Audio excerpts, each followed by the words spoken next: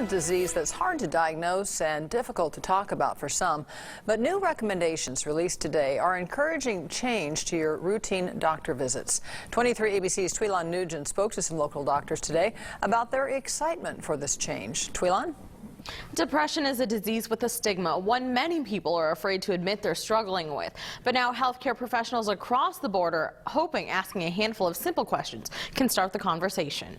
The recommendations released by the U.S. Preventative Services Task Force suggest primary care doctors screen all patients over the age of 18 for depression. About 1 in 10 Americans struggles with the disease, but it's often undiagnosed. It's recommended the doctors who screen for the disease should include not only family doctors, but gynecologists and pediatricians. Screening should also be increased for pregnant or new parents, one of the biggest at-risk groups for postpartum depression. It's a community effort, and these new guidelines will only help to start that conversation, fuel that conversation, and get that education out there, and that's really important. It's not shameful to get help. It's actually, well, in my opinion, it's shameful to suffer in silence. There's no need for it.